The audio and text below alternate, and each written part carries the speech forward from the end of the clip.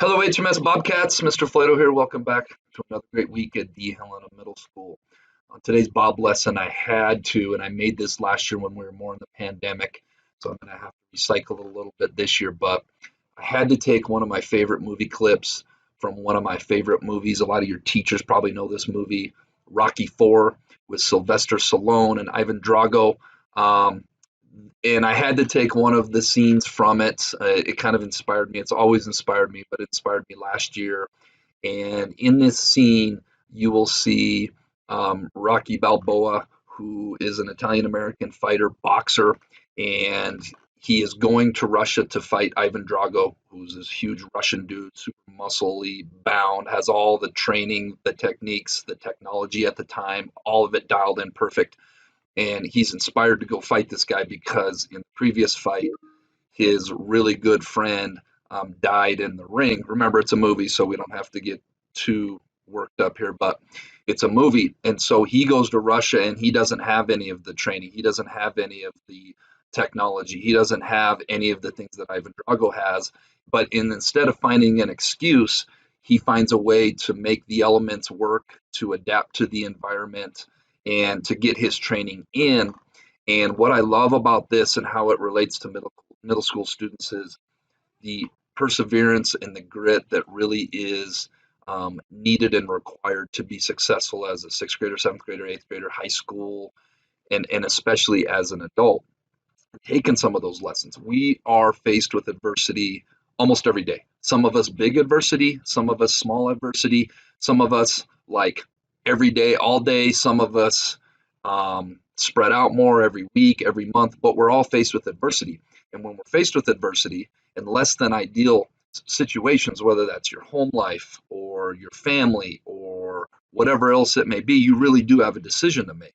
Are you going to find a way to persevere through, or are you going to find a way to make an excuse and to let that be the reason why you're not successful or you don't meet your goals? So, on that note, I hope you guys like this clip. Let's get rock and roll, and then I'm going to follow up and maybe try to tie it together with some more real life things for middle school students.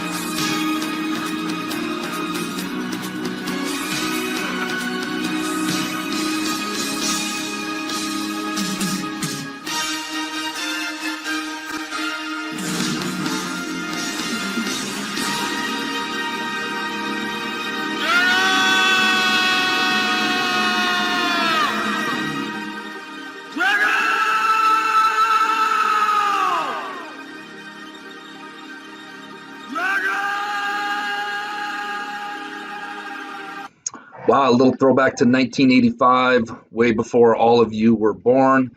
I love that scene in the movie, and again, trying to relate it back to how is that applicable to your guys' life and even our lives as adults.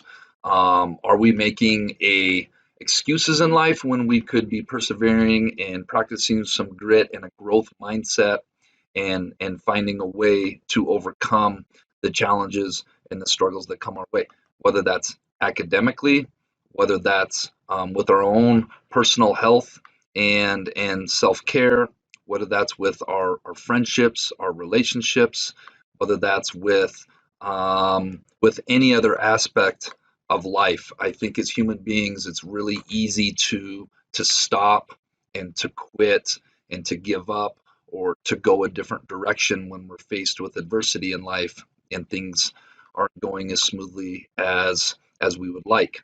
Um, I had a friend tell me a long time ago, and I'll never forget this, that when things are hard, things are challenging, and things are not coming easy, and persevering through those things, and putting one foot in the other, or eating an elephant one bite at a time. That's a metaphor. That's when our growth really happens. If you look at all the physical exercises that they were doing in that, it's built for resistance.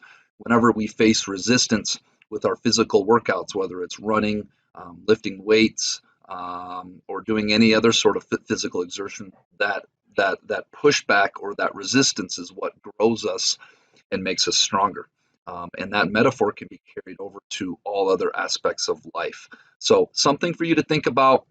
I encourage all of you when you're brushing your teeth tonight to look at yourselves in the mirror and ask yourself, when it comes to these challenges in life, am I finding a way to persevere through it, or am I finding a way to make an excuse and not getting it done? Champion. The two men are walking toward the center of the ring. It's an unbelievable sight to see. They're toe-to-toe.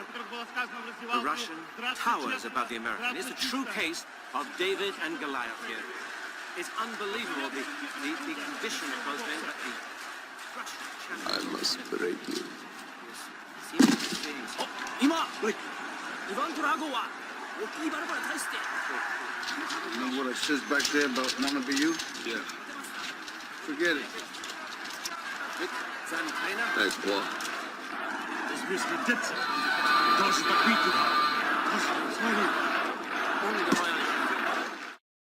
So you're probably asking yourself, who won the fight? Was it Ivan Drago or was it Rocky?